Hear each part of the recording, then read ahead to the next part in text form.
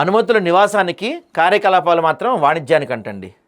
నివాస గృహంలో అక్రమ గోదాం, ప్రిస్టిన్ హెల్త్ కేర్ వైద్య సామాగ్రి గోదాం, అధికారుల అండతోనే అక్రమాలు, ప్రమాద పంచున కాలనీవాసులు, జిహెచ్ఎంసీ నిబంధనలకు పాత్ర పట్టించుకొని టౌన్ ప్లానింగ్ అధికారులు.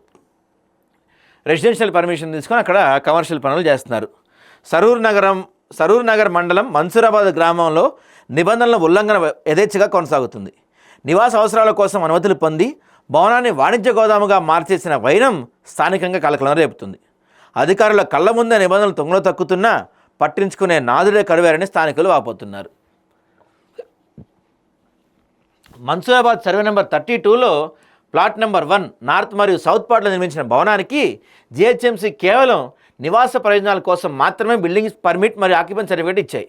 కానీ క్షేత్రస్థాయిలో పరిస్థితి దీనికి భిన్నంగా ఉంది. ప్రస్తుతం ఈ భవనం ప్రిస్టిన్ హెల్త్ కేర్ అనే సంస్థకు చెందిన వైద్య సామాగ్రిని నిల్వ చేసే భారీ గోదాంగా దర్శనమిస్తుంది. ప్రభుత్వ ఉత్తర్వులు జీవోఎస్ నెంబర్ 168, జిహెచ్ఎంసీ చట్టం మరియు జోనింగ్ నిబంధనల ప్రకారం నివాస ప్రాంతంలో ఇటువంటి భారీ గోదాం అనుమతి లేదు. భవనాన్ని నివాస అవసరాల నుంచి వాణిజ్య గోదాముగా మార్చడానికి ఎలాంటి చేంజ్ ఆఫ్ యూజ్ అనుమతి తీసుకోలేదు. ఇది ఆక్యుపెన్సీ సర్టిఫికేట్ షరతులు నేరుగా ఉల్లంఘించడమే. అయితే నిబంధనలకు విరుద్ధంగా వ్యవహరిస్తున్న సదరు భవన యజమానులు కొందరు అధికారులు ఒత్తాసు పలుకుతున్నారనే ఆరోపణలు వినిపిస్తున్నాయి.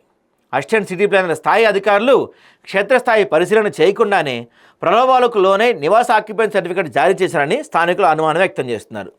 నివాస గృహాల మధ్య గోదాం నడవడం వల్ల స్థానికులు తీవ్ర ఇబ్బందులు ఎదుర్కొంటున్నారు. నిత్యం భారీ వాహనాల రాకపోకలతో లోడింగ్ అన్లోడింగ్ శబ్దాలు, ట్రాఫిక్ సమస్యలు వస్తున్నాయి. పెద్ద మొత్తంలో వైద్య సామాగ్రి నిల్వ ఉంచడం వల్ల అగ్ని ప్రమాదాలు సంభవిస్తే ప్రాణ ఆస్తి నష్టం జరిగే అవకాశం ఉంటుంది. కాబట్టి నివాస గృహాల మధ్య ఇలాంటి గోదాములు నడపడం చట్టవిరుద్ధం. అధికారులు తక్షణమే స్పందించి అక్రమ కేంద్రాన్ని సీజ్ చేయాలని బాధ్యత కోరుకుంటున్నారు. అధికారులు స్పందించారు, ఎందుకంటే అధికారులకు తెలియకుండా జరిగి ఉంటుంది. ఇదంతా వాళ్ళకి తెలిసే జరిగి ఉంటుంది. ఇప్పటికైనా వాళ్ళు పట్టించుకుంటారేమో చూడాలి. మరి వాళ్ళకి రావాల్సిన వాళ్ళకి వచ్చి ఉంటాయి ఈ పాటికి మంచిగానే.